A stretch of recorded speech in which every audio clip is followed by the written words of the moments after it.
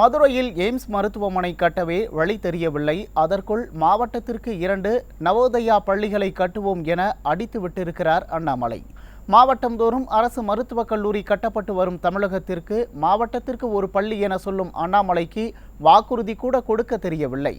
அரவக்குறிச்சிக்காரர் அம்பலப்பட்ட கதையை விவரிக்கின்றது இந்த செய்தி தொகுப்பு.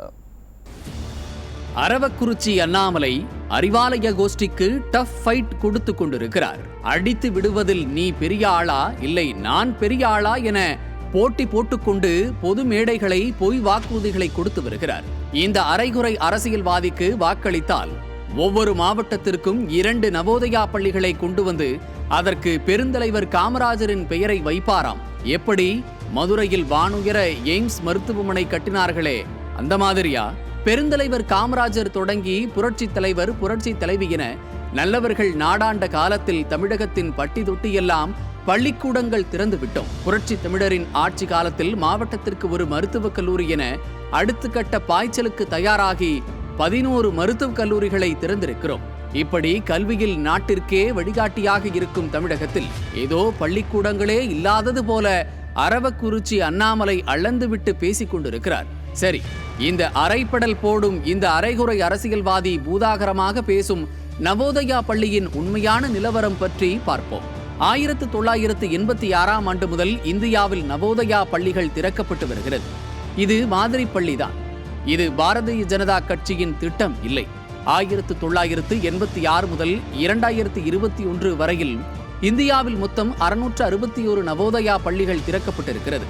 பெரும்பாலும் மாவட்டத்திற்கு ஒரு பள்ளியைத்தான் திறப்பார்கள். பழங்குடியின மக்கள் அதிகம் வசிக்கும் பகுதிகளில் மட்டும் தேவைக்கேற்ப கூடுதல் பள்ளிகளை திறக்கிறார்கள். அந்த வகையில் பார்த்தால் அண்ணாமலை அடித்து விடுவதைப் போல மாவட்டத்திற்கு 2 பள்ளிகள் திறக்க வாய்ப்புகள் இல்லை. தமிழ்நாட்டில் ஒவ்வொரு மாவட்டத்திலும் ஆயிரக்கணக்கான அரசு பள்ளிகள் இருக்கும் போது ஒரே ஒரு நவோதயா பள்ளி அவசியமா?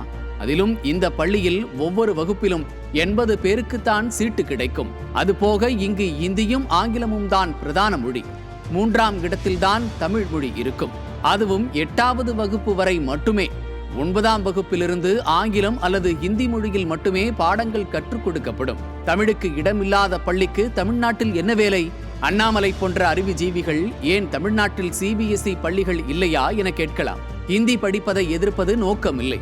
இந்தியில்தான் படிக்க வேண்டும் என்கிற நிலையை தான் எதிர்க்க வேண்டி இருக்கிறது. லட்சக்கணக்கான மாணவர்கள் இருக்கும் தமிழகத்தில் மாவட்டத்திற்கு ஒரு பள்ளியை திறந்து அதில் வெறும் 80 மாணவர்களுக்கு மட்டும் வாய்ப்பு கொடுத்து தாய்மொழியில் பாடம் நடத்தாமல் அதனால் யாருக்கு என்ன லாபம்? ஆக மொத்தம் அண்ணாமலையின் இந்த வாக்குறுதியும் பொய் வாக்குறுதி என புரிந்து கொள்ள முடிகிறது. இந்த முறையும் அண்ணாமலை அம்பலப்பட்டு நிற்கிறார். இதை கல்வியில் வளர்ச்சியே பெறாத மாநிலத்தில் பேசினாலாவது மக்கள் சில்லறைகளை சிதற விடுவார்கள்.